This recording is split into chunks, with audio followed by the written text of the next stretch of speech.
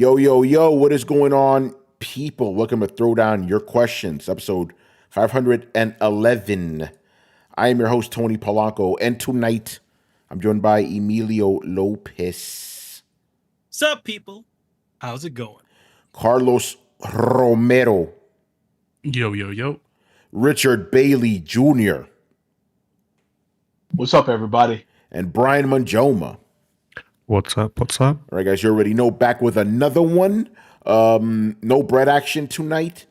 Feeling under the weather, and Chris will probably join us. I see him in our Google Docs for the questions, so I'm assuming he's going to jump in. Probably Olivia's running around doing little kid stuff.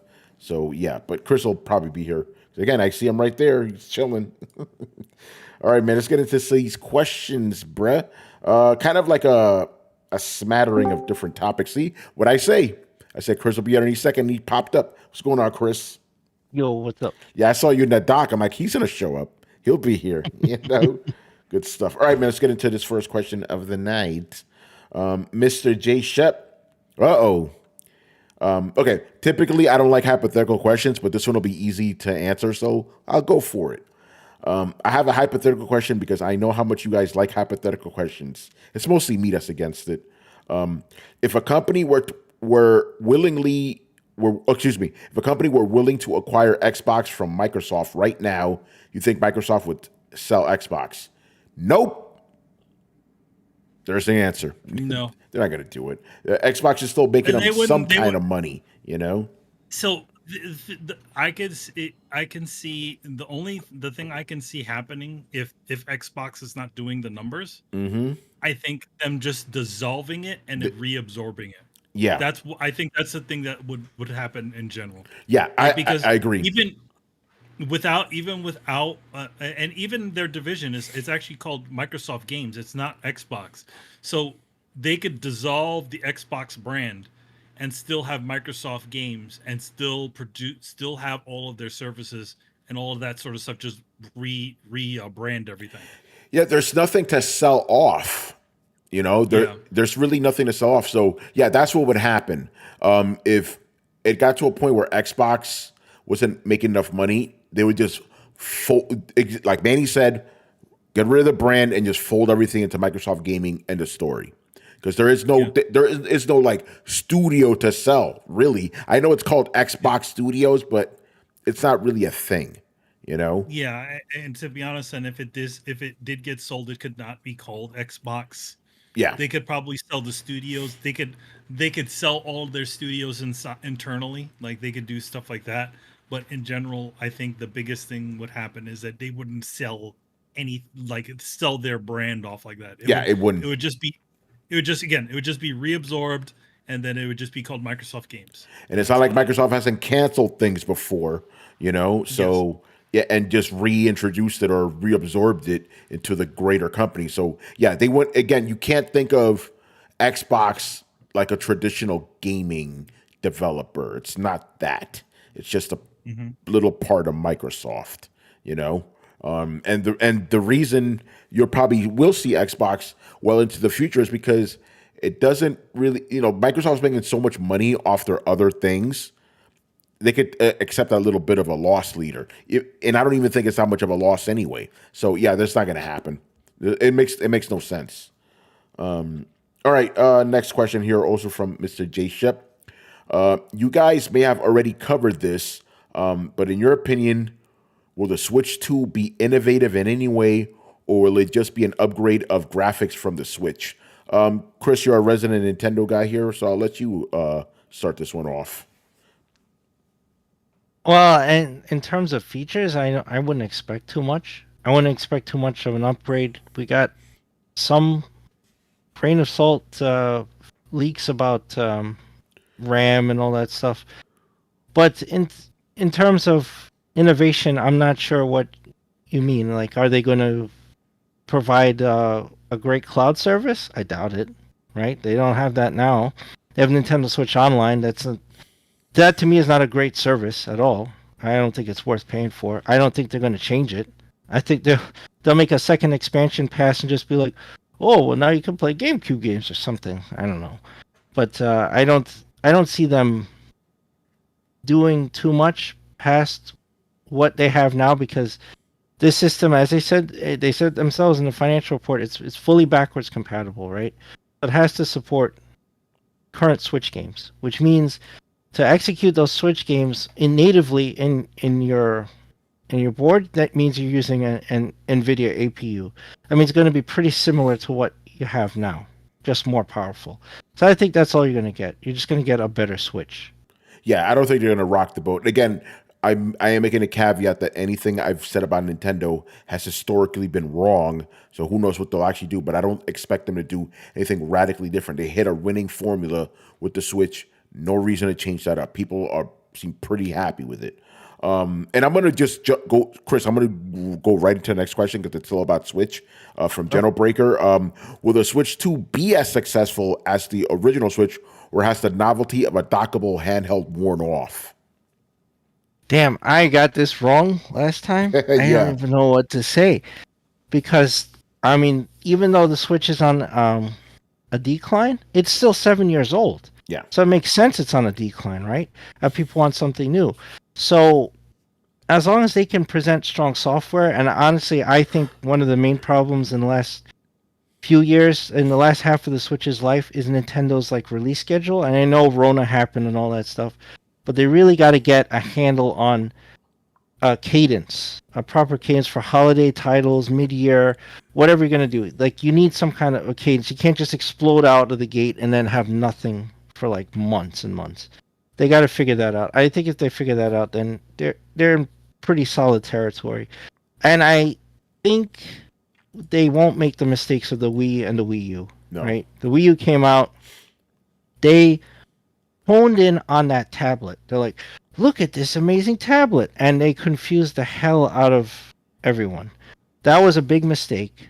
And that wrecked that system because people thought the tablet was the system, right? And that somehow you could wirelessly connect to the base and what, the Wii U itself. And none of that was true. And so people were disappointed. It had complete brand confusion all over the place. They must have learned from that. They're not going to do that again.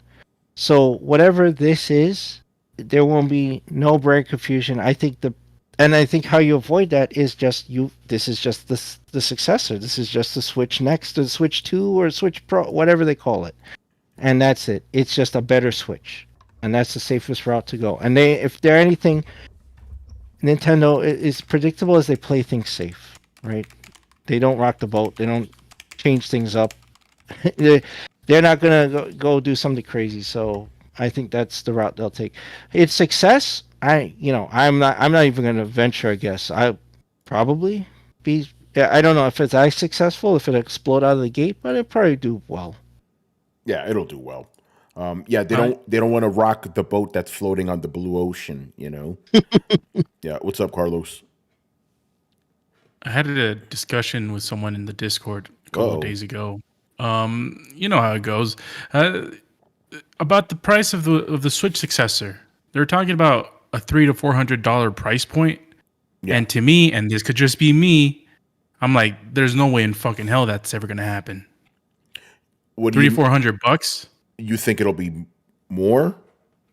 Yeah. For Nintendo? Yeah. All right, I got to hear this. 500. Yeah. I mean, it's we live in a new era. This is we got a $700 console that's barely even an upgrade to whatever the hell we got.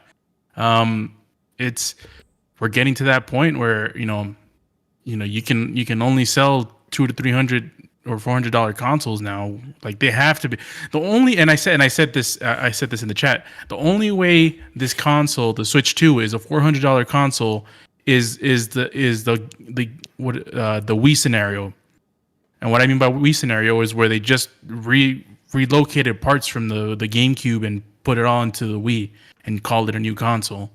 That's the only way I could ever see that happening. If it has anything quote unquote innovative of any sense in this new Switch console, it has to be more than $400. Now, here's my question to you. And I was already thinking about this because it's a perfect kind of segue here to the question I wanted to ask, but I'm going to ask Segue two of them. You know, let's just be honest, the Nintendo Switch is mainly for children, right? I think parents are already going to have a hard enough time going, why should I get you the Switch 2 when your Switch is perfectly fine? The same thing we heard with the Nintendo and Super Nintendo. So isn't that going to make it worse if it's $500? Like you admit that it's going to be already a hard sell for parents to begin with, right? Yeah, but I still feel like, well, number one, Nintendo does believe in generations, unlike all the other motherfuckers. Yeah. Number two, they're still going to keep selling Switches. So if there's any folks that are, like, oh, I need to get, I can't pay $500 for this little Timmy. You were here last week. Remember what we said about what Nintendo historically does when a new system comes out? The last one. Then I know with the Nintendo they kept that around for a while, but look what happened with the Wii U and the Wii. Those were cut off within a year, buried within a year. I don't think the Switch is going to be around that long, man. I mean, but within a year's enough. Within a year's enough, and we also that's a console's perspective. I mean, from the handheld perspective, the DS kept selling. The 3DS and the 2DS were selling simultaneously. Yeah, like, remember, Nintendo has always called the Switch a console. So the thing about it is that you remember when they did do the DS update, they did sort of retire the previous one. In fact, they even put a hard lock on those things, and that's why it was also backwards compatible too. Yeah, you can't play these. You can't play these new games on the old Switch. But you can play old games on the new Switch. Yeah. No, I agree. This is the old DS. Sorry. Yeah. Go ahead. Yeah. I agree. This is not if when the new Switch comes out, it's not going to be backwards or forwards compatible. Yeah. No way. You're not going to be able to play Switch 2 games on the Switch 1 like that. I agree. That's a Nintendo thing that always stays pretty consistent for the most part, unless it's like one of. The only point I'll disagree with Carlos in, I agree with everything you said, but you said Nintendo believes in generations. Remember, the Switch is still in the 8th generation. The Switch is the mulligan of the Wii U, and it's considered 8th generation, even though it shouldn't be. It should really be a 9th gen system. So they don't believe in generations. Like, you don't get a do-over when you screw up a... Remember when they tried to pull that shit? Yeah. Yeah. It's still official. If you go look at console generation, it's still listed... Both the Wii U and the Switch are listed as 8th generation, and then PS5 and both Series of them. X. Both of them right there, yeah. Yeah, although I'm not going to go down that rabbit hole because I've discussed this on Throwdown many times. Yeah, I still maintain that. No, I'm saying what I'm about to say now, I'm not going to go down further. I still maintain the Switch is a 7th gen console, but we're not going to get into that. So yeah, Carlos, I think it's $400 tops. They got to sell this to children, to families. $500 is too much, All right. I mean, they could make that mistake. I would agree with Carlos because they have historical precedence for doing that. They released the 3DS, I think it was like $250 when it launched. And way over, it was like $80, $90 more than the DS, the last DS system. I was like, that was way too much for another handheld that was still called DS. Yeah. They just had 3D as a feature, and you're charge that much more. They had to lower that price. Like they completely stifled their sales. So yeah, I mean, Carlos could be right, and they launched at that, but they're going to pay a stiff penalty because they're basically the budget system now. If they think they can approach, the PS5 Pro prices, they think they're going to charge like even $600. People will be like, yeah, I'll wait. Yeah, it's $500 is too much for a family console. You know. Well, at least we can agree it's not going to be $300 like it was previously. No, it's going to be more expensive. It's going to be more expensive for sure. But yeah, we'll see who's right. Again, every time I made a prediction about Nintendo, I've been fucking wrong. So who knows? All right, next question here, also from General Breaker. Rich, this one's a little bit more for you, man. Are any of you playing Dragon Quest III Remake? Yes, I actually have been playing this game for quite some time. I'm actually playing it right now as we are recording this show. I wasn't sure if there's anything specific that he wanted to know about the game. Um, but yeah, what I will say is, so far I'm enjoying the game. Um, this game definitely requires patience and learning how to really have a good strategy going into these fights.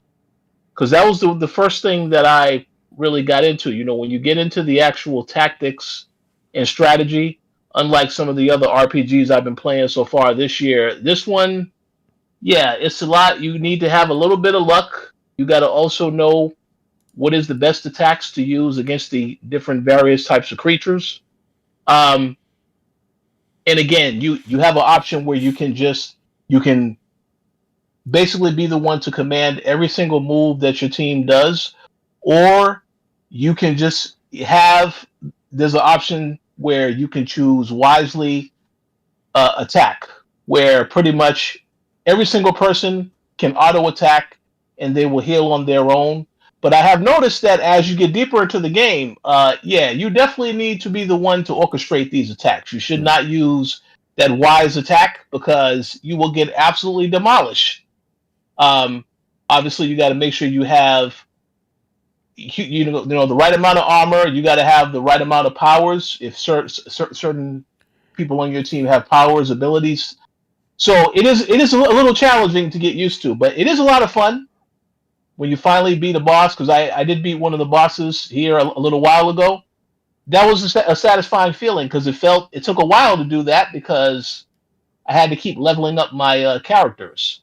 And while you can avoid some fights by fleeing, you do not gain experience points when you do that. You know, when you flee, yeah, you might get away, but then there are instances where you get into a battle and you try to flee, and the enemy says, "Oh, hold on, where do you think you're going?" They will still attack you. So, yeah, but it's a lot of fun so far. I have to say, just requires you got to spend enough time learning how to do certain stuff, just like in any game. And once you get that down, then you'll be in a much better shape. That's awesome. Is anybody here planning to get this game? That was the other part of the question. It depends on an answer Richard Bailey Jr. can only answer. Uh-oh. Should I buy this game?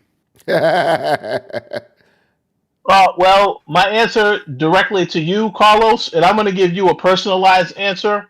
Absolutely not, Uh-oh. because you are still, good sir. You still need to play, Metaphor, and I need to play that also because that is a game that is going to be in a lot of conversation. So I definitely got to play that too. The second question I have, Mr. Richard Bailey Jr. Yes, sir. Is Dragon Quest 3 Steam verified? That is a great question. I'm actually not sure about that because I mean, right now I'm playing on PS5. It might be Steam verified. I do need to double check that though. That, I mean, Carlos, that could be your way in. Let me see. I could check. Since we're selling folks on games these days. Are we? It is verified. Oh, it is verified. There you go. I think you need to take that somewhere. Adam just sneezed somewhere. Yeah. So this is verified. So here's what I would say. Yeah. Every time a game is verified, Adam gets his wings. Yes. Yeah. What's up, Rich?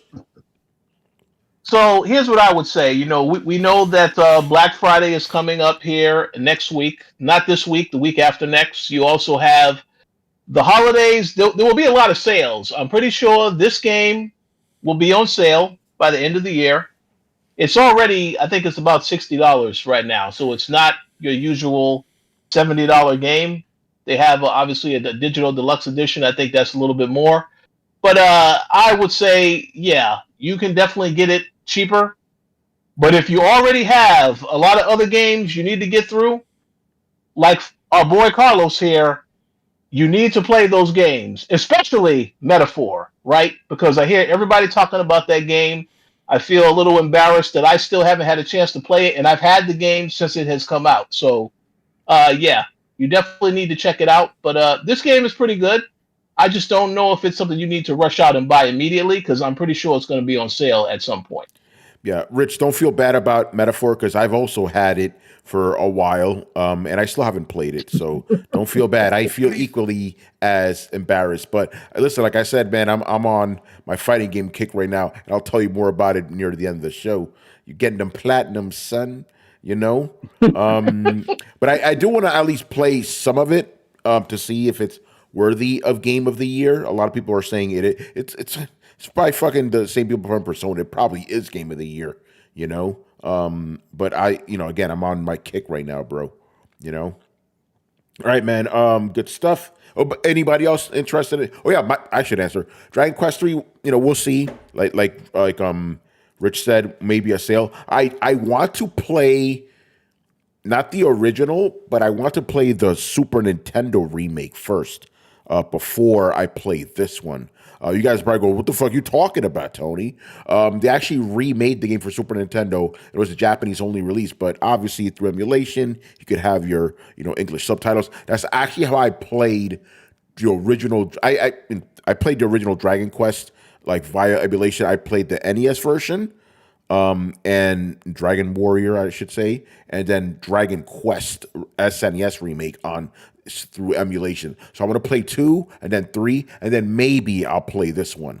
We'll see. Although I will say the graphics do look nice. They have that Octopath Traveler type of deal going on, which is pretty cool. But I want to play the original Dragon Quest 3 because that's heralded as like one of the greatest RPGs of all time. Which makes sense why they remade that. With the newer graphics and stuff. But we'll see. Man, that game's Geraldo Rivera. All right, man. Let's get going to the next question. Did he find the grave, Carlos? Jimmy Hoffa. Yeah, he's still Jimmy Hoffa, right? Oh man.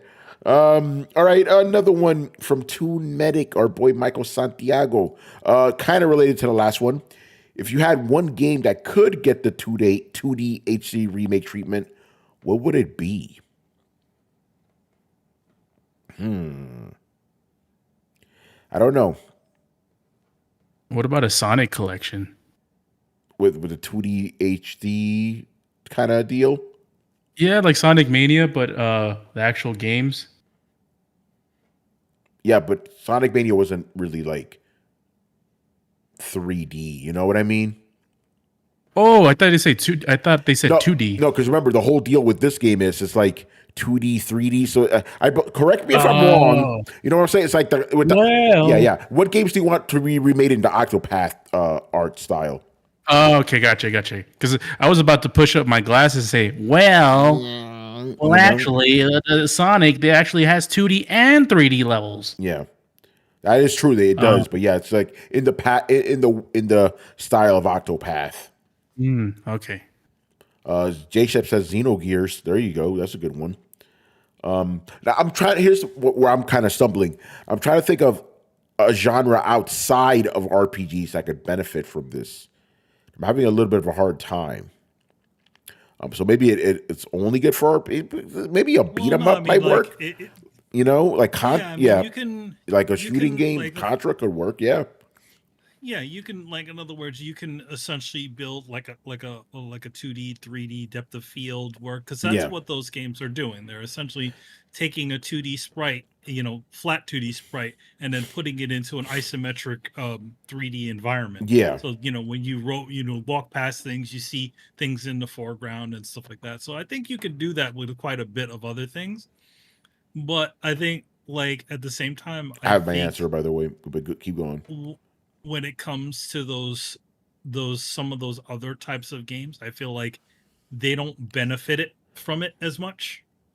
Yeah. Because You know what I mean? Like it's like they're still sort of keeping the, for those other games, they're sort of keeping that old aesthetic, like, like what they did with 3D Dot Hero, Game Heroes, where it's like it's still sort of like lower resolution, sort of like simple sprite graphics.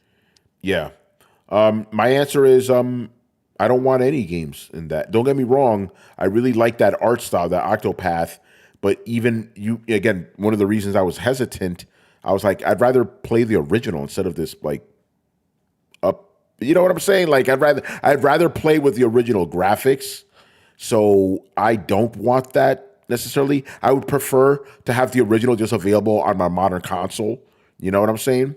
Because generally I don't like it too much when they muck around with original graphics. I'll tell you a quick little story related to what I was talking about with fighting games. I was watching a Tekken retrospective, and it bothered the fuck out of me that the guy was using an emulator that cleans up Tekken 1, 2, 3, and 4. Like, what the fuck? I want to see the original crunchy graphics. So I'm kind of a purist in that sense. So I don't want that. And it's also why, don't get me wrong, this Dragon Quest game looks nice, but I'm like, I'd rather play the emulated version of the game instead. I want it to look the way it's supposed to, So that's I know that's, maybe a grumpy answer, but that's my answer. No, I'd rather have the original. Like, preserve the way it used to look, as much as possible. Or, I know the 16-bit remaster didn't preserve the original either, but it's still of that time, So yeah, It's an interesting thing, like, because I feel like that Octopath Traveler, which is a stylistic choice, yeah, has sort of made a lazy sort of remake out of these other games. Yeah, I agree. Where it's like, okay, now we don't really need to redo any sprite work. We just need to just redo the environments and some of the other things to try to give it a different type of polish. I don't know. I feel like I like it for Octopath because I feel like they're specifically going for something like that. But now that everybody's like, hey, look, we don't need to do all this work and redo all this additional shit. I'd rather have new games in that style, not the old ones. You know what I mean? We have right now we have Suikoden, which is also, which is a really great RPG you guys should play. That's getting one of those sorts of, like, those that same type of style of remaster, which I feel like I wish they could have gone a different route, but maybe even just developing a game like that would probably cost more money than they were willing to spend on something like that. Yeah. So, all right. What about the rest of you guys? Do you want any games redone in that style? I wouldn't mind like I would. It's not that I would look forward to it, but just thinking about something like maybe like one of those 2D shooters like Contra. Someone mentioned Mega Man in the chat. Like, I feel like those would lend itself pretty decently to that type of game. So, also RPGs as well. The Final Fantasies, Dragon Quest as well. So, but those are sort of like the easy answers. So yeah, I would go for those 2D shooters from the 16-bit era. Ooh, that's cool. The top ones, yeah, I think those might look cool with that. Yeah, J-Shep says FF6 would be amazing in that style. Again, I kind of prefer it the way it used to look, Well, how about old Phantasy Star? You could remake Phantasy Star 1 and 2 in that style. Yeah, those. But I would prefer a different kind of remake for those.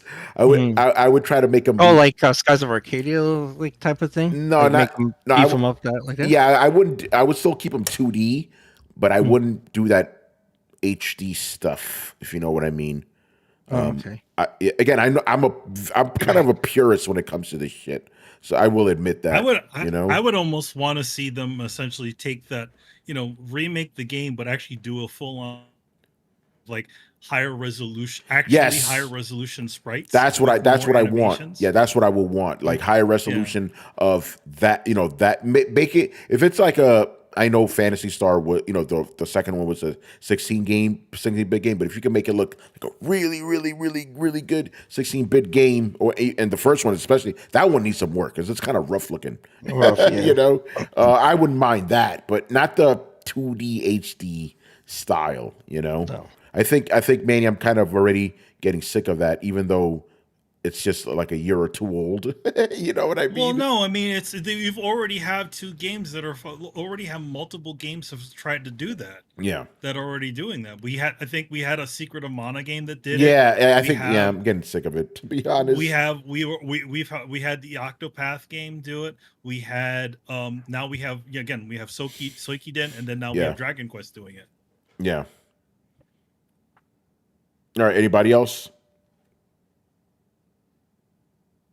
All right. I'll answer for Rich. He wants one remake of Concord. None of that style. I don't know about that, Rich, Hey, man. man, That sounds hey, suspect. man, No. everybody's gonna get their Concord fixed when that Amazon series comes out. Don't seem like they've canceled the Concord episode that's in there. So Oh, Yeah, I heard that as well. I know Carlos is very excited. Oh yeah, you guys are. I heard that you guys are the coalition actually going to do a whole podcast series based on that show. So that'll be it's gonna very be called I Am interesting. Concord. I'm Concord. I don't, we are Concord. I have no idea. I have no idea about that. I know if there is the podcast, there is nothing to say about Concord, so that will be one episode omitted from whatever discussion we do I have. think if you do a podcast, it'll be in the style of the good and bad and the buggy. You know, you guys will just roast it. There you go. Yep. I mean, I did one thing about that show. I think we should at least watch it and talk a little bit about it because it is game related. Oh yeah. It's got a Mega Man part. It's got a PlayStation part. It's got a Cyberpunk part. So, yeah. Wait, you want us to watch the Concord show? No, it's not a Concord show. It's just an episode. Okay, what's the main show? So That's the main Amazon thing, show. It's called something like Video Game Worlds. Okay, It was announced on the Game Awards by the guy who directed Deadpool. Well, he owns a company. He owns a company that essentially does all the most cinematics for video games. So now he's like, he did this one show called Love, Death and Robots, which had a bunch of shorts that were independent shorts by a bunch of different people. Now he took that into video games. So now he's doing adaptations of Mega Man and PlayStation stuff and a bunch of other different properties. what do you mean by adaptations? Just like miniature episodes of based on a specific story. So like there's a Mega Man story, there's a Warhammer, there's a bunch of them. You get to see a bunch of little previews of it in one of those things. All right, One of them just so happens to be a Concord episode. interesting. Yeah. So Again, shows you how much I know about television. I didn't know this was a thing.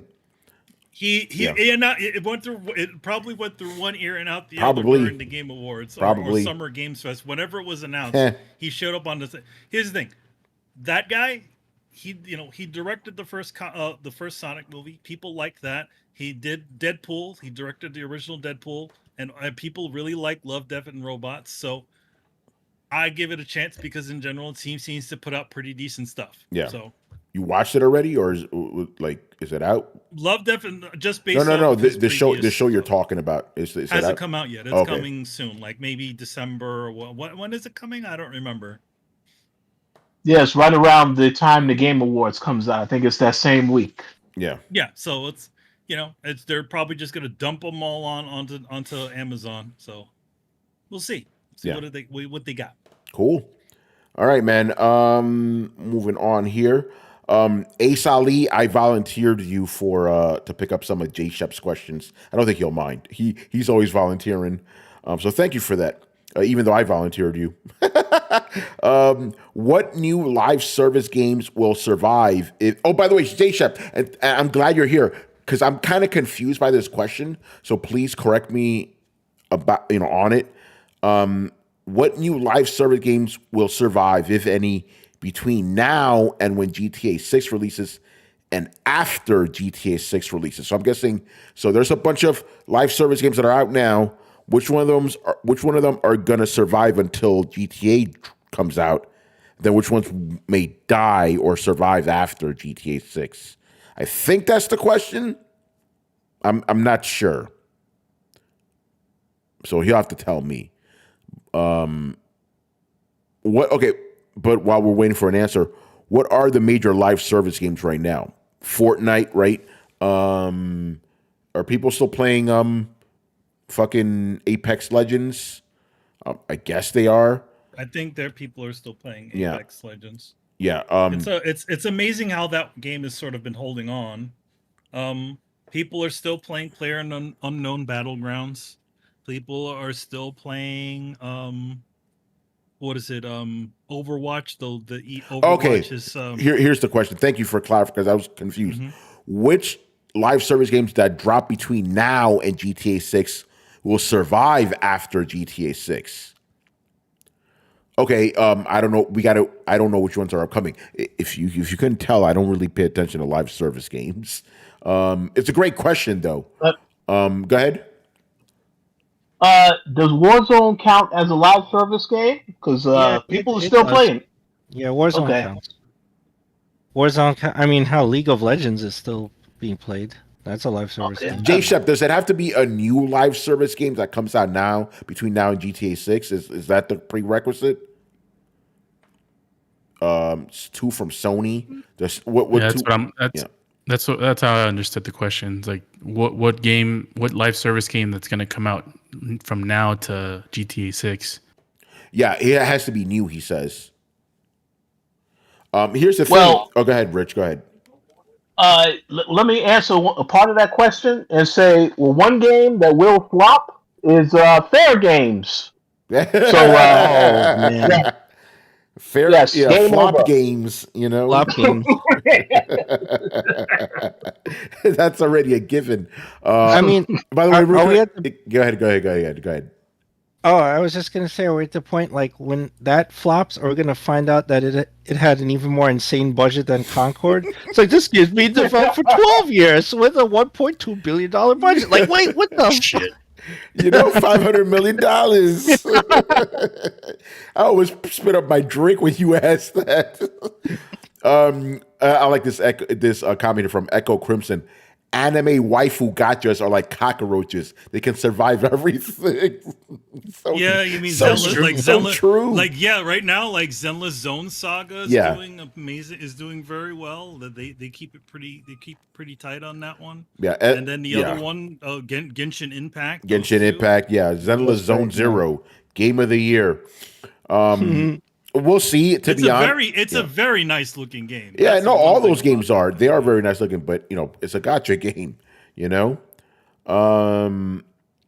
yeah, I don't know. Again, I don't really keep up with these type of games because I find most of them not appealing. I'm trying to be diplomatic here. Brian, what do you say? Yeah, Brian, what do you say, man?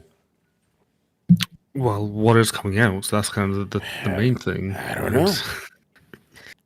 But I think that most of them will not last that long. As we're seeing that most live service games these days, they don't really have many legs. And that's what I wanted to say, Brian. I don't think even if GTA 6 didn't come out, a lot of these games wouldn't survive anyway. So yeah. I think the only ones that would stand a chance are games that look like Genshin Impact, purely just because of the Genshin Impact factor of it all. Again, the staples that exist now, chances are they'll stay. So again, your Overwatches and whatnot. I think the only one you can kind of count is Monster Hunter. Yeah, Wilds. Yeah. It's I don't know if that it's two technically different counts. Yeah, I don't. It's two different audiences. That's the other thing I wanted to say, Brian. I think a lot. I don't think GTA 6 dropping is automatically going to kill live service games because it's different audiences. The gotcha people ain't playing no fucking GTA 6. They don't care. You know, vice versa. They don't care about those gotcha games. Just like, even though I will be playing both Monster Hunter and GTA 6, I'm still gonna, if I have to make a choice, I'm playing that motherfucking Monster Hunter, you know? So I don't think that's gonna be a problem. It's that the audiences are too different, you know? What do you think, Brian? Yeah, the audiences are different, but I think that's probably the only chance that we have is games that are just different enough and have a good following to have a chance. And I think anything that's new or anything that's a hero shooter or anything that's really out there possibly may not. I have seen that these extraction shooters are becoming like the new thing, Yeah. but even then, there's mainly just Escape from Tarkov. That's the one that everyone talks about. So it may just be a case of unless we get a game that does like a Fortnite on Escape on Tarkov, I don't think anything will last. Yeah. But again, I think the audiences are too different with some of these games. You know, I don't think people are going to go, man, I was going to play Monster Hunter, but here's GTA 6. And it's not going to happen, bro. You know, but obviously GTA 6 will have the biggest audience out of all of them just because, like, GTA and Call of Duty are the ultimate normie games. You know, like, they just suck up all the normie crowd. So that's going to be a huge hit. But it's not going to really destroy anything unless there's another GTA 6 like game, which there isn't, you know, because Saints Row isn't around anymore, is it? They killed that, you know. All right, so yeah, we'll see. It'll be interesting. Another one, Ace Ali sponsored question from Jay Shep. What are the panel's thoughts on the Game Awards' rule changes? This one is very interesting. If you guys saw, they are now allowing expansions to be qualified for Game of the Year or any nominations across all fields. I'm like, okay, I guess they're just giving it to Elden Ring this fucking year, you know? That's it. Elden Ring's just won the show, you know? Yeah. I know we talked about this, and I remember Carlos mentioned it, and now Carlos, I agree with you. Now the rules have changed. Shadow of the Erdtree, Game of the Year. Yeah, Game of the Year. Yeah, you guys changed the rules, so I'm just going along with the rules, you know? Right, Carlos? That's how it is. Yo, man, I manifested this shit months ago. Yeah, you Where's did. your Miss Cleo? Now, that was a Miss Cleo. This was Miss Conjurer, you know? Like, God. like you made this shit happen. You willed it into existence, you know? Like It needed to be done, man. Yeah.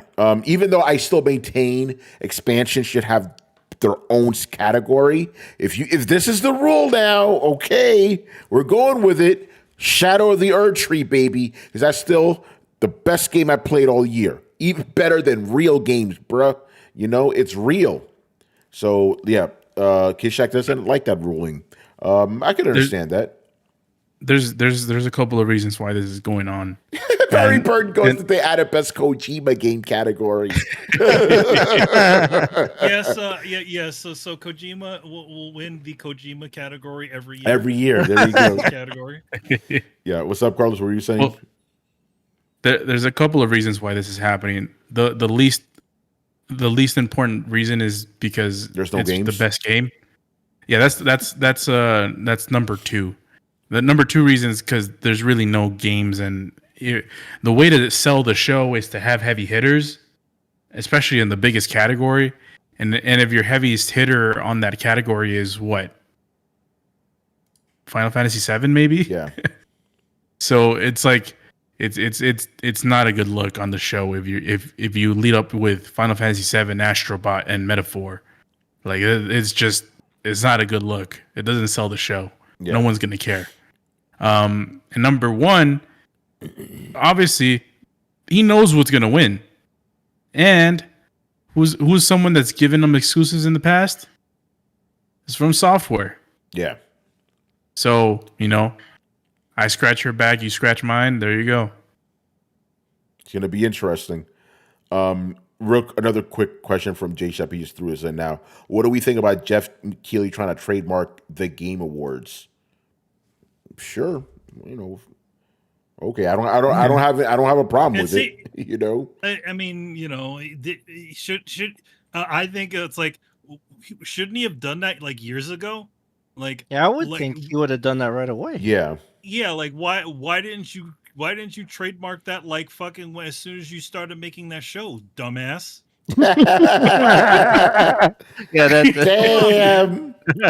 No, I mean, I'm like, kind of shocked. that's the first thing you do as soon as you create something. You make sure nobody can fucking stomp on your feet and take that shit underneath them. That means that any motherfucker could have went out there and said, "Hey, we are the Game Awards." Yeah. Yeah. That's true. He should also trademark TGS, or what is it? Is TG, what was it?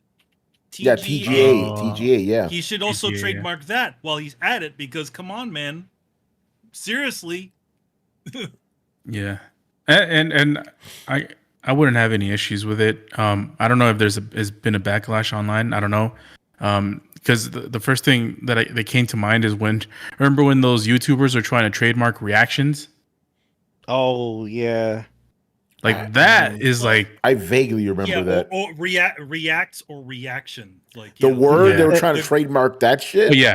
Wow. They were trying to do that. I feel like And they were trying to license other people through them, would have to pay them to do Wow. react videos on do YouTube. reaction videos. That's like So, when fucking Gene Simmons, of course, Gene Simmons tried to copyright OJ.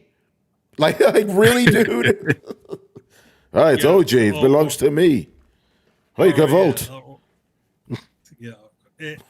I think when Marv Albert at some point had like I forgot, it was like some abbreviation associated with the Bulls. I thought he tried to trademark. Yes. Yes.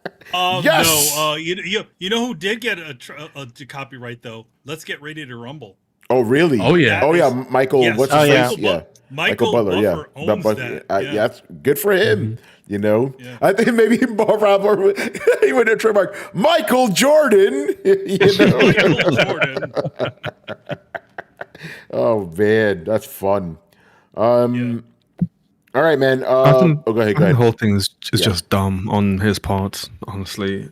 And it seems like he's doing it simply because he can see that things are getting really big for the Game Awards. Even if you look at the viewership of the last however many shows, it's always been an increase off the previous ones. So I think he's realized that, yeah, this is actually getting a lot bigger than what he thought it would be.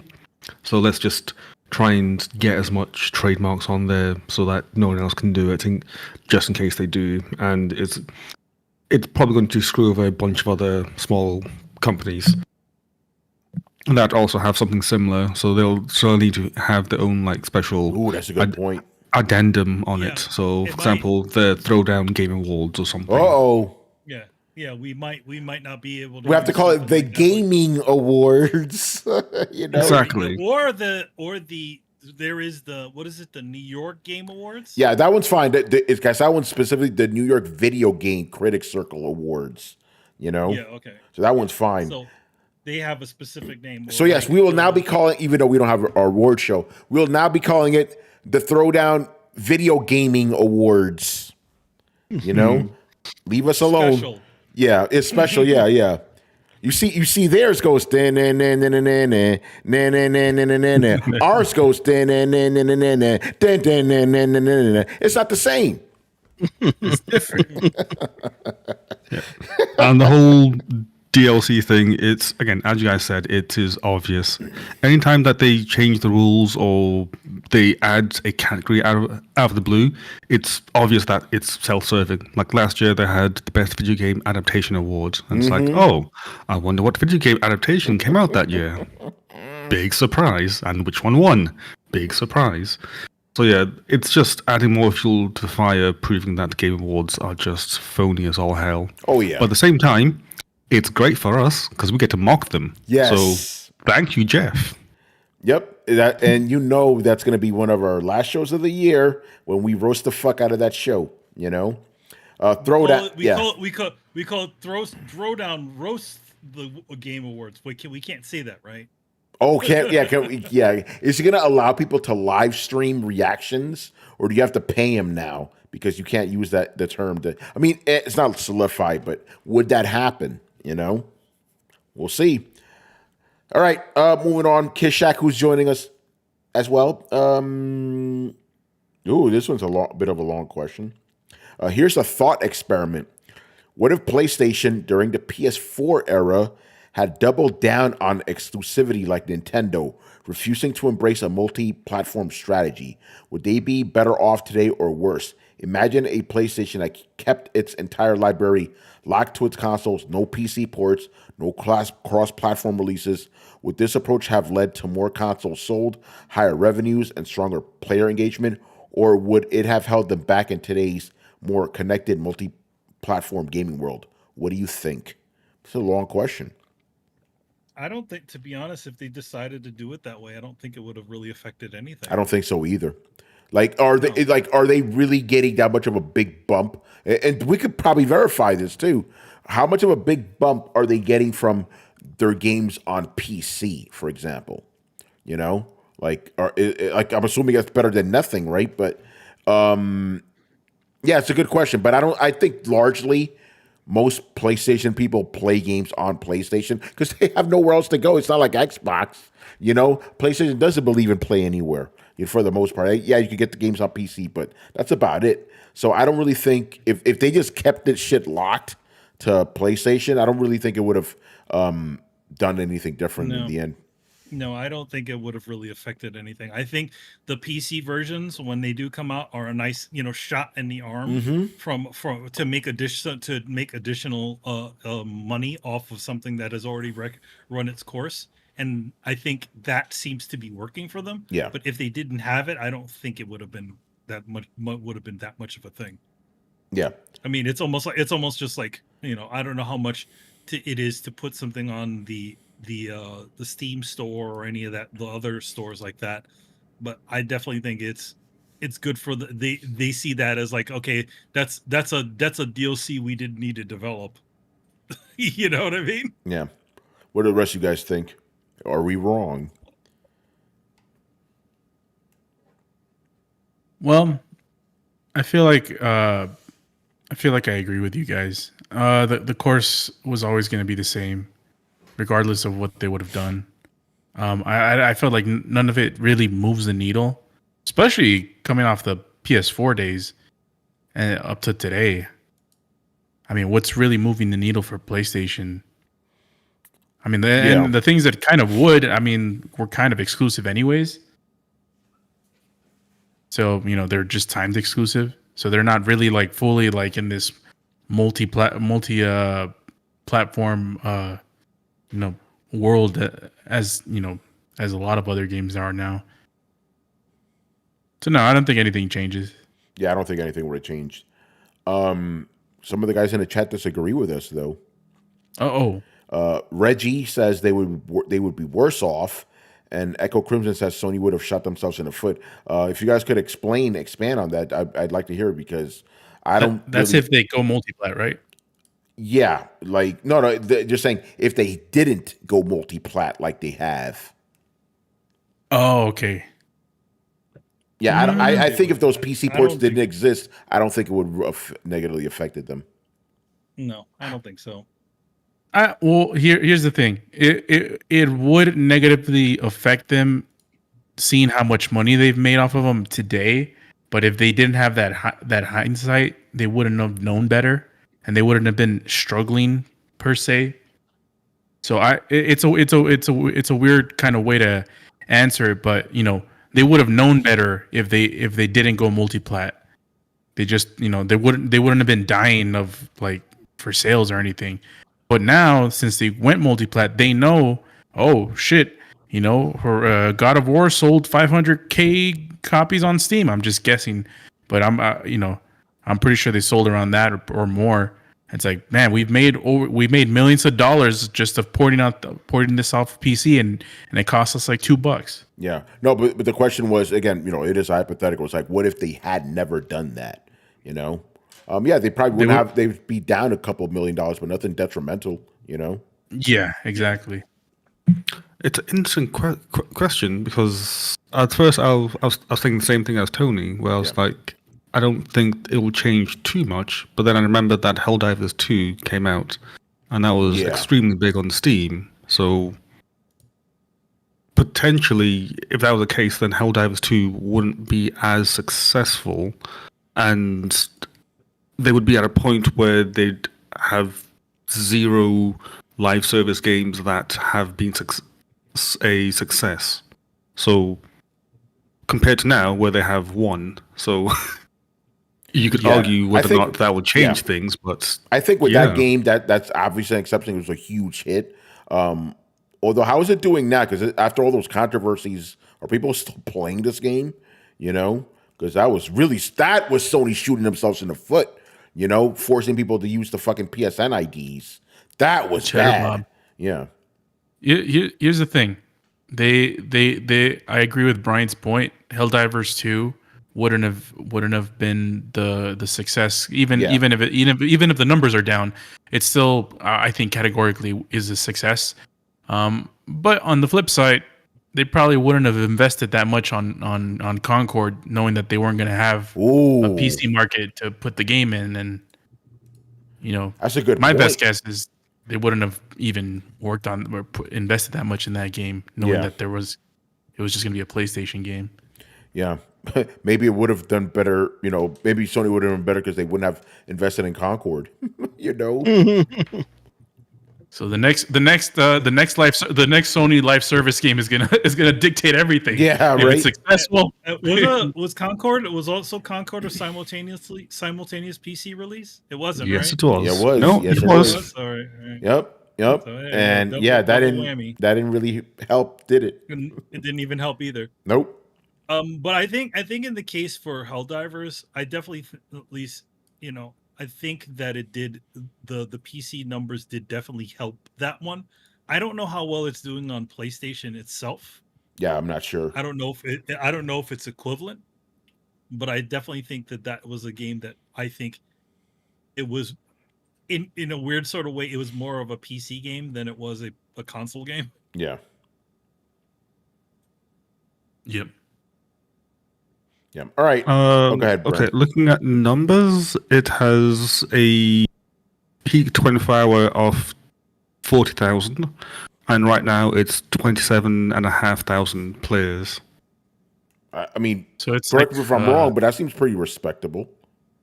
Well, considering that the other Dragon game that we don't talk about has pretty much the same stats. Really, I'm surprised by that. Well, slightly lower player count of only 23,000 compared to Helldivers 27,000. Yeah. It's interesting. I thought nobody was playing that Dragon Age shit. I was wrong. All right. Concord needs nomination for Game Awards quickest game taken off market. It should be.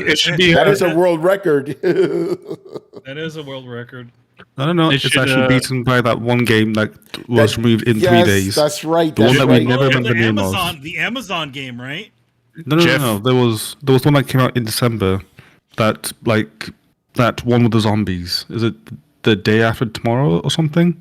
I know. The one that had Last of Us font. Yeah, we made fun of it. Yeah. 3 days. So yeah, that beat it. Although although we'd argue Concord was a bigger failure because it cost like $400 million or whatever. Well, Jeff is going to start a new category. I mean, he's changing the rules every day. He's going to start a new category. Best non-going game. Best non-going game. There you go. Oh, man. But yet, it's still best sports and racing title. Yes. Some bullshit, man. All right, moving on. Assyrian Air Force is also joining us in the chat tonight. First question. Oh, a little bit of a segue because we're talking about PC ports. What do you guys make of reports that Final Fantasy 16 on PC only sold 289,000 copies since release? I can't say I'm surprised. Here's the thing. I don't think the problem is that that PC players. Let me back up. I don't think the problem is that the game is old. I think the problem is because the game was just not well received to begin with. And I'm saying this as a person that was one of my games of the year. If it wasn't my game, I don't remember what the fuck it was last year. But that game was fantastic. But it underperformed even by Square Enix standards, you know. So I'm not surprised it's not doing well on PC because it wasn't well received on consoles already on PlayStation. You know, it's a damn shame. Is fantastic fantasy game, but you know it is what it is. But I don't think it's a matter of like, oh, the game's old. Like that hasn't stopped other ports from PC that to do very, very well. You know, it's just this one in particular, not so much. You know, Not so much. so I'm not surprised by that. Another one from Mr. Air Force, a little bit of a hypothetical. You guys hit us with these hypotheticals tonight. Which game will come out first, Blade or 1943 Rise of Hydra? I honestly don't That's know. a good one. Well, You know Go what? ahead, I go think ahead. that Blade Yeah. is. I mean, the 1940 Hydra game is actually a lot further than Blade. Blade only just has a trailer. They seem to had a little bit of gameplay and footage from it, so we'll see. Yeah, what's up, Rich? that's correct. I also was going to say the Hydra game will come out sooner than Blade. The real question they meant to ask is when is Blade coming to PS5 Pro? I mean, so I don't know why that question wasn't asked because we all know that's the question that was intended to be asked. It's a good question. My answer is the Wonder Woman game. Dad, the Wonder Woman game that's gonna come out first. Mm-hmm. Oh man, Because where the hell is that? Yeah, where's that? It was announced and then suddenly it like died like the Suicide Squad. So where is it? the Blade movie may come out first before the game. Oh no. Oh man. Indiana Jones will look even better on PS5 Pro. That's funny. All right. None of us will know we're not buying it. Yeah, well, excuse me. Oh man. And I'm glad you said that, Chris, because I'm also not interested in playing either of these games. So that's why I don't care. I don't care about Blade. I don't care about Rise of Hydra. I expect certain things. So I expect more Suicide Squad type of nonsense. So I'm good. Yeah. You know. All right. Couple of sponsored questions by Mr. Romudeath, a very gracious guy. He is sponsoring some of Syrian Air Force's other questions. So here we go. Why doesn't Sony hire the RPCS3 guys to help emulate PS3 games for PS5? Because go ahead, Manny, because I already have my answer. Go ahead. Well, actually, some people who created the PS3. Oh no, not RPS3. Excuse me.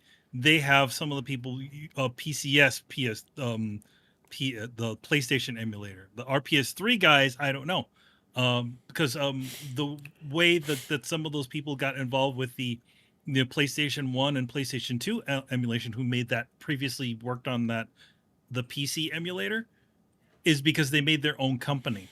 The company, there is no company or actual developer that is making that currently is doing anything like that for it. So I would say that probably the reason why they haven't hired anybody is because they didn't put anything together yet. Yeah. They haven't become a studio yet.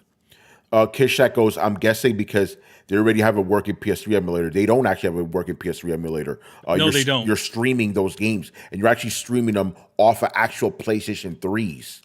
There is no... Yeah, you're doing... Yeah, go ahead. Yeah, you're doing it off of actual hardware over at, the Gaikai offices, a.k.a., PlayStation Now. There is no... currently, there is no solution that they have for getting these games, no sort of software solution on their end that gets it. But again, like judging by some of the work that's being done when it comes to emulation, like it seems like all they're willing to give is really just to get the game running on the damn console rather than improving anything. So even if a effective solution did come out for the PlayStation, the PlayStation 5 generation of games, you're probably not going to see anything better than the 720p that those games were probably running at 30 frames per second, whatever they had back then. Yeah, yeah, you could blame that on the cell processor, you know. You can blame that on the cell processor and officially Sony, not Sony or PlayStation not caring enough to want to improve performance.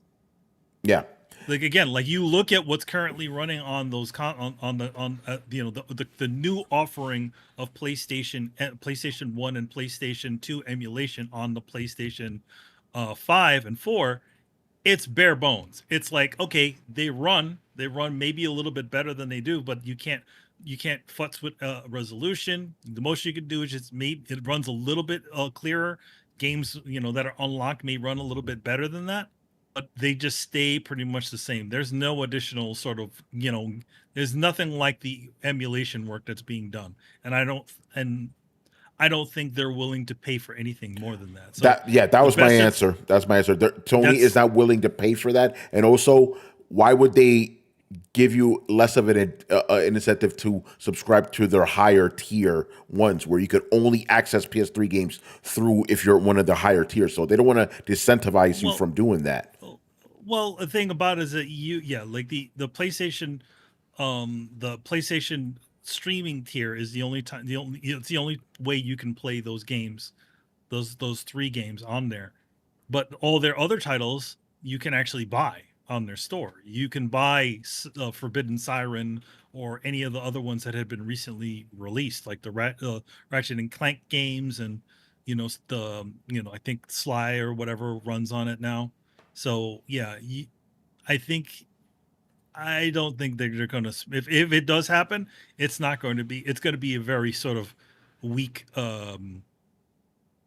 What do they call it? A weak effort. Unlike the Xbox effort that legitimately improves those games. Yeah.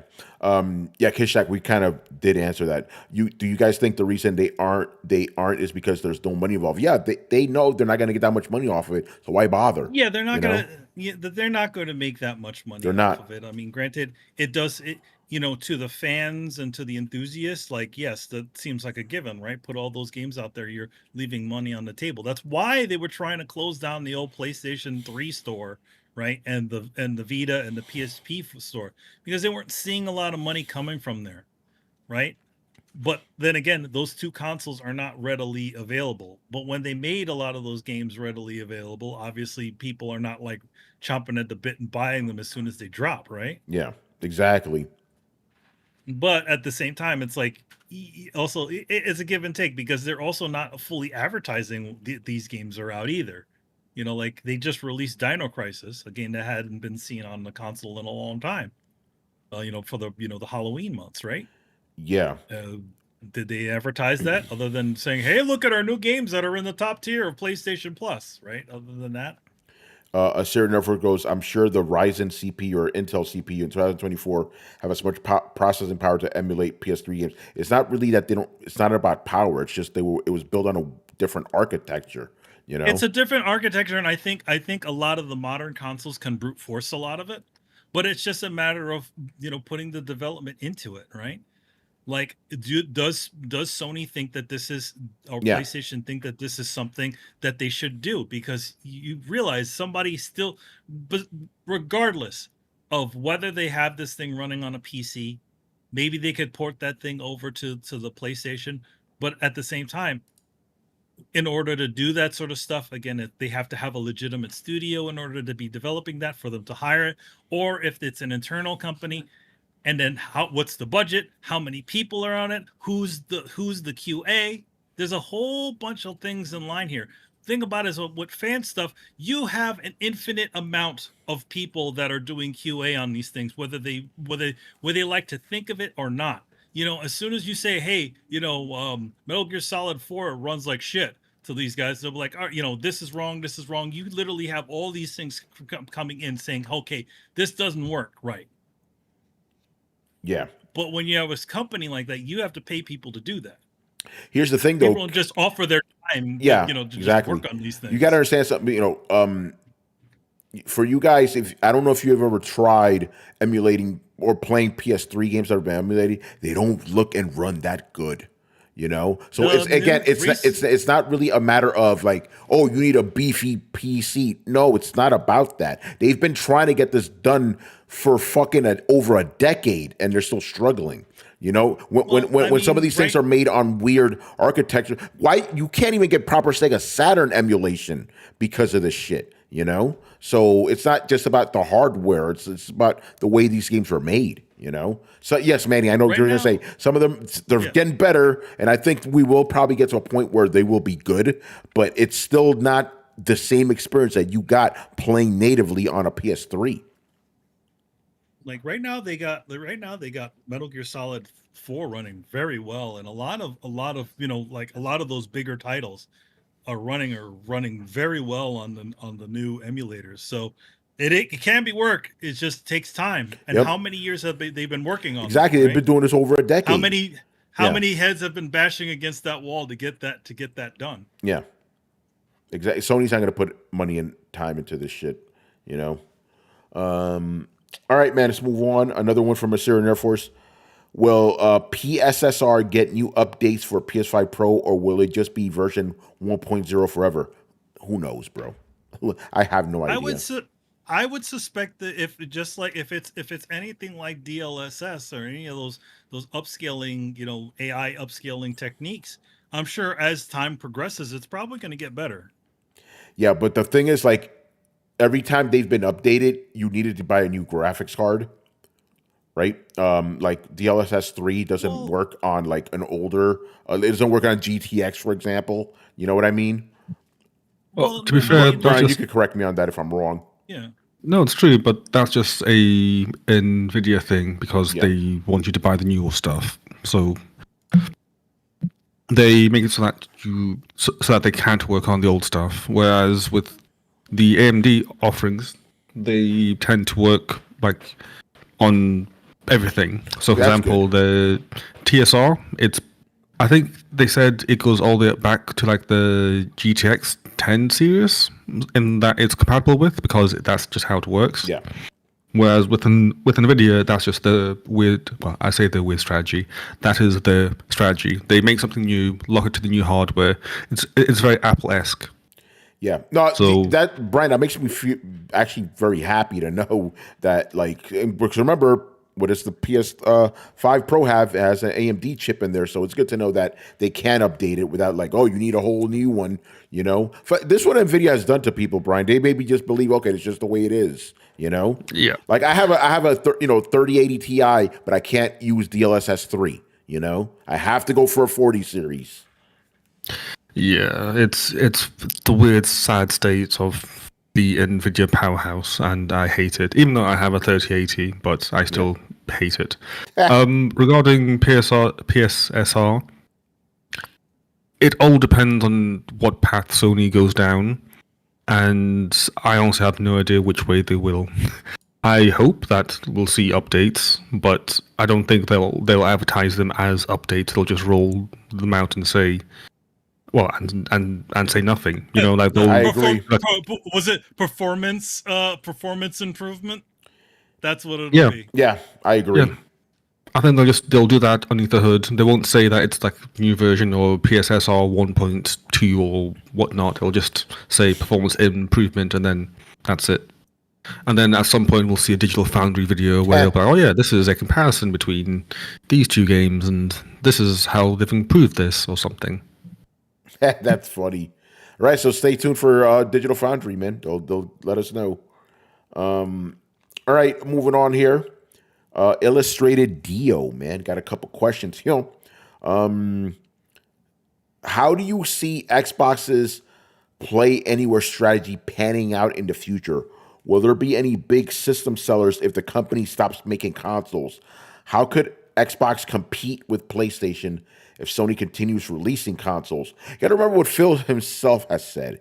He says, we're not competing with PlayStation. He said this. He says, Xbox is not competing with PlayStation. He says, we are competing with Amazon and other streaming services. That's what he said, you know? So, like, you still would need a reason to get this stuff, a killer app, so as it will. But even now, they have admitted they are not in direct competition with PlayStation. They're in direct competition with other streaming services. So you gotta think of it that way. And I've said this already. The whole competition between Xbox and PlayStation effectively hasn't existed for 10 years. Once the Xbox One dropped or was announced, game over. It was game over. TV, sports. Oh, we have a console that plays online. All that shit killed it. There was no more competition, So, yeah, you got to think of it that way. It's like again, according to Microsoft, Uncle Phil, their competition is streaming services. So there you go. Anybody else want to jump on that? Was it Yes. streaming or cloud services? 'Cause, Yeah, I would don't know. think Yeah. it's Azure versus AWS versus Google Cloud, and I think that's what he's looking at as a competitor, and not the system. It's cloud and enterprise cloud that Microsoft really is competing in. Here we go. I pulled up the quote. When you talk about Nintendo and Sony, we have a ton of respect for them, but we see Amazon and Google as the main competitors going forward. That's from Uncle Yeah, Phil. it's cloud. That's what he's talking about. When Yeah. you said streaming, I was like, Yeah. I think of video streaming, but it's really cloud. Yeah, cloud. Yeah. offerings, that he's competing in. Yeah. Oh, what were you going to say, Rich? I was going to say 4 simple words. This is an Xbox. That's the answer. Yep. That's the answer. Yes. That's They're not right. competing with PlayStation. So Yeah. that's what it is. Yeah, right here he goes. That's not the I agree with you 100%. Regarding that Nintendo and Sony are under competition, he says that's not to disrespect them, but the traditional gaming companies are somewhat out of position. Okay, that's what Uncle Phil says, bro. So yeah, yes. Go ahead, Manny. Well, I mean, at this point in time, I know Uncle Phil does believe in this stuff, and it definitely is the future. But, to quote a lot of the numbers, none of those streaming services are making any money. They can't sustain themselves because, in general, what's the thing, and what is the thing that always is? And I know Brett likes to say, success is not judged by how much money that you make. Engagement. Engagement, yeah, by engagement. No, it's still about the almighty dollar, man. Somebody needs to buy something. Something needs to pay for something to be able to do it. That's why Netflix has decided to put essentially add commercials to the lower tiers of Netflix. It's why Hulu is that way. It's why all the other services have gone that way too, where they because they have to figure out some way to pay for this thing because the actual subscriptions are not able to sustain them making content. Yeah.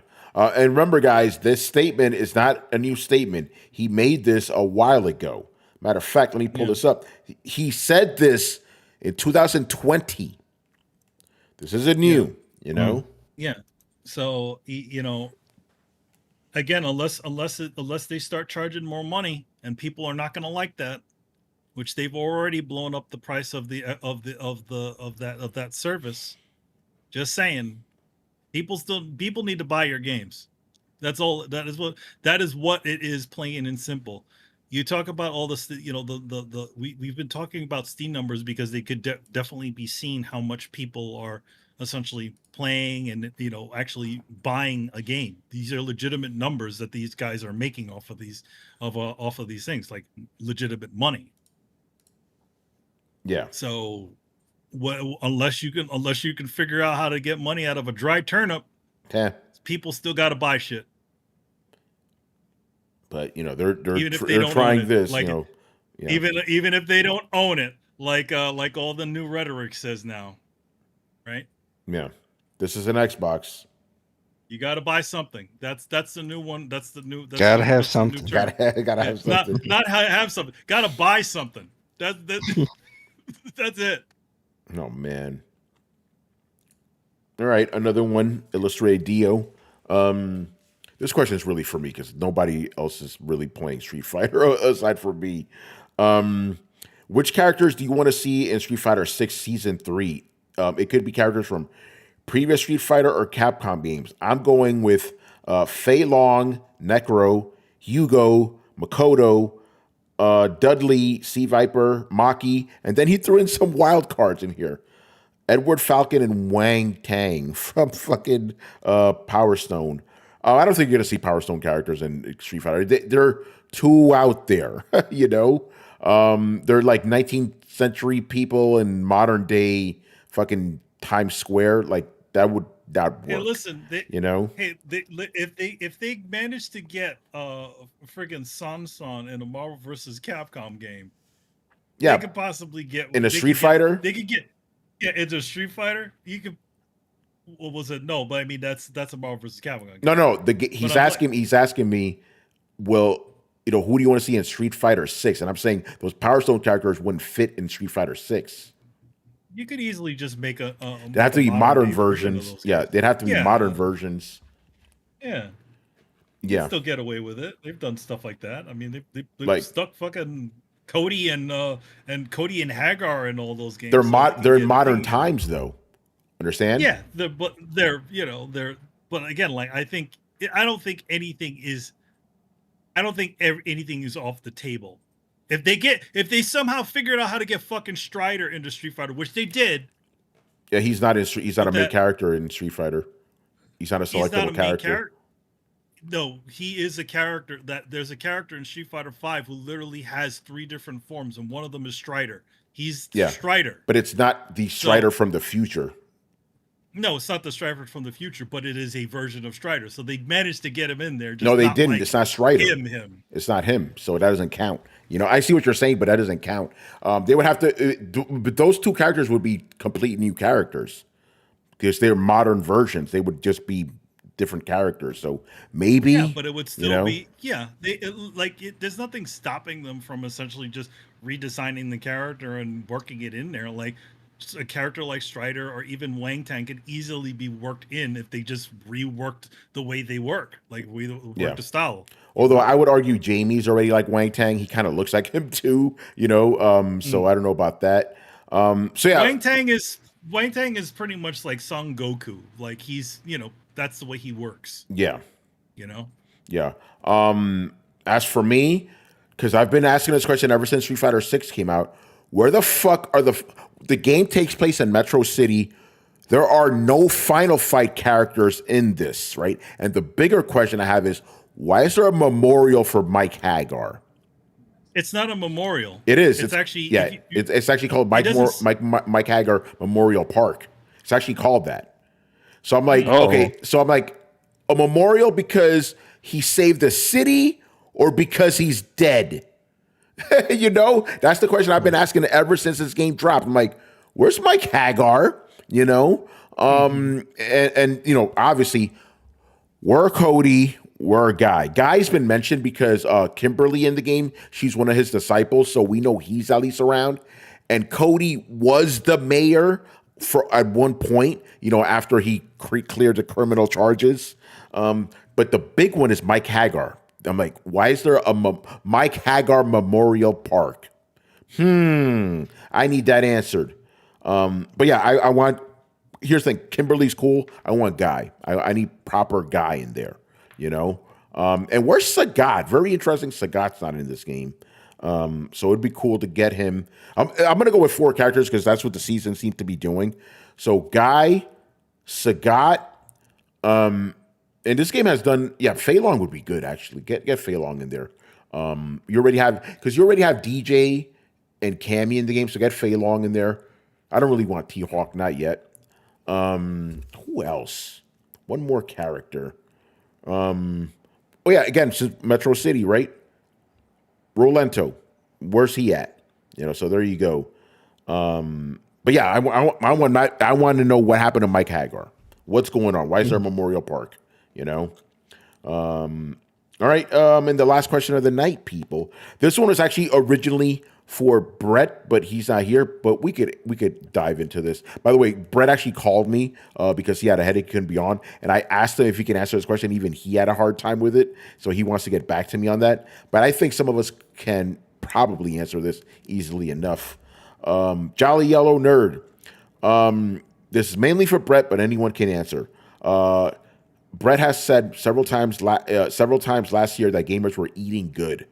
With 2024 coming to an end, how do you think the eating this year compares to last year? So basically, did we get more games this year than we did last that were good? Rich, I'll start with you, man. Do you think 2024 gaming has been better than 2023 gaming? Absolutely not. Uh-oh. I mean, there's been some more games that I've been interested in, but I mean, there was way too many games last year that stood out a lot more.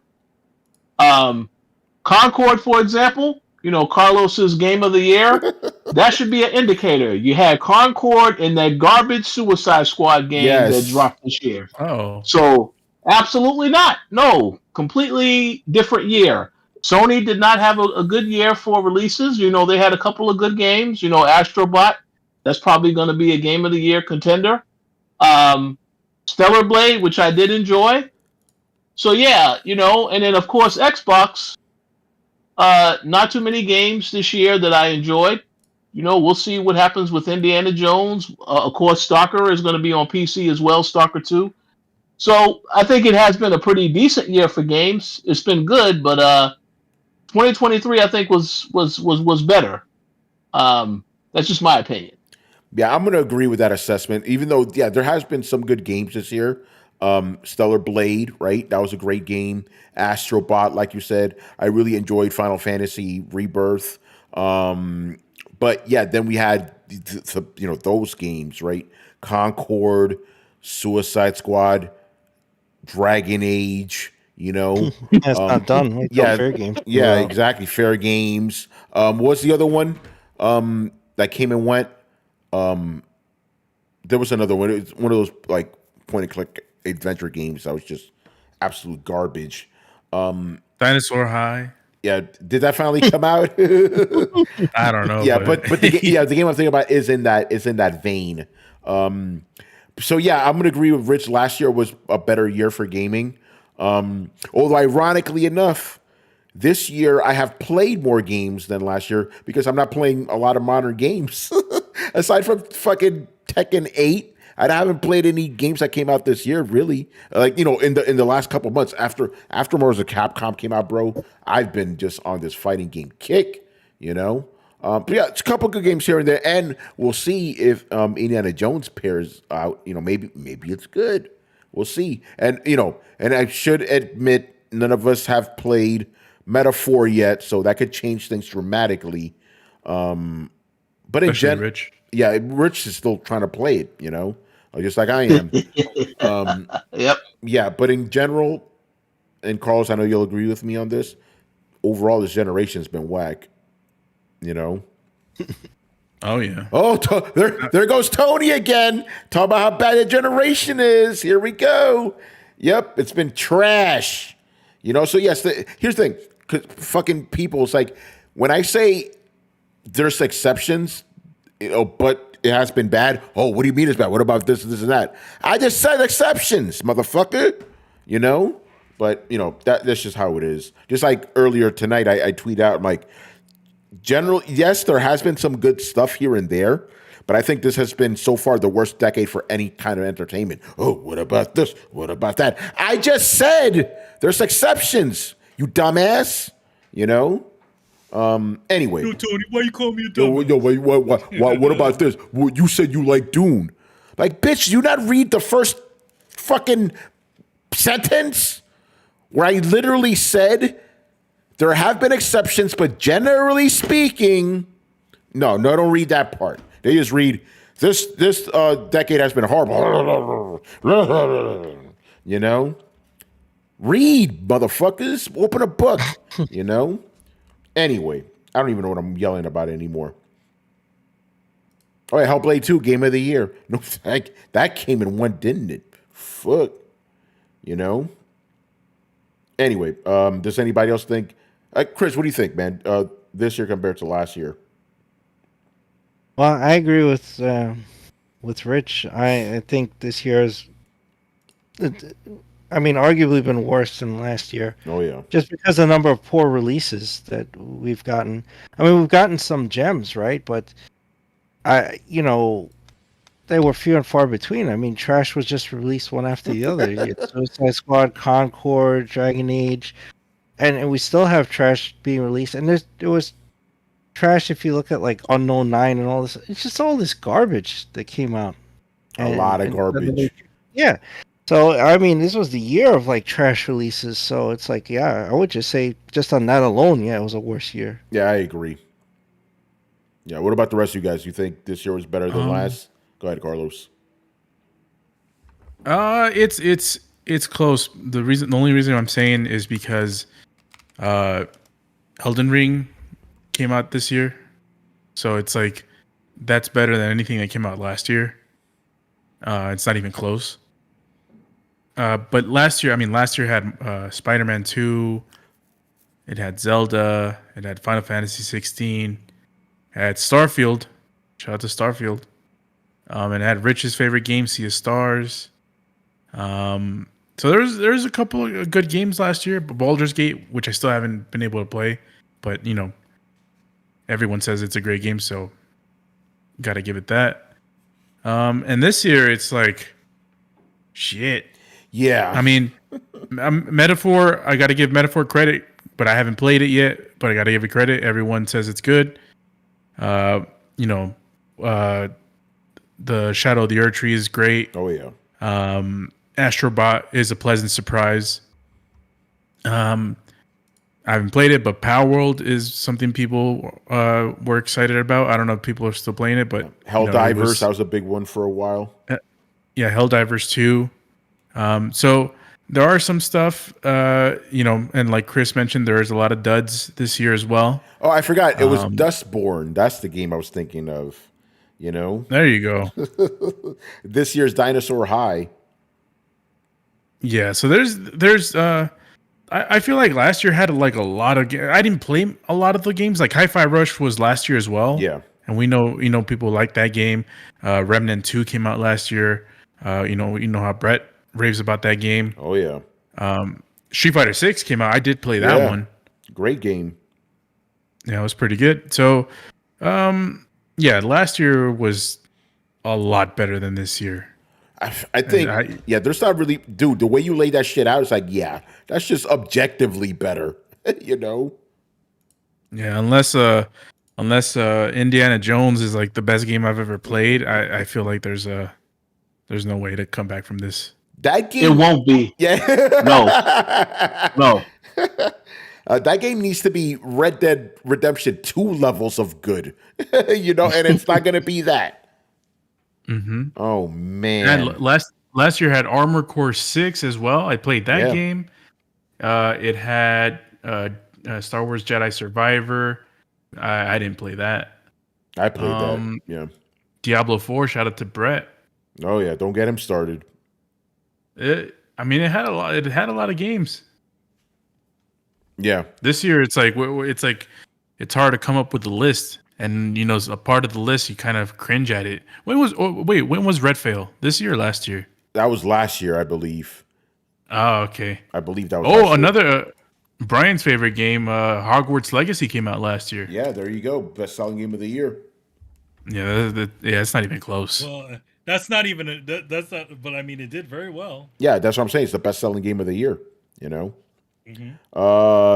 Carlos, May. That's when Redfall came out last year. But it's a couple duds. But this year was the year of not only the duds but the bombs, man. And the studio closures. Yep. Yeah, this was a bad year for gaming, man. The industry as a whole too.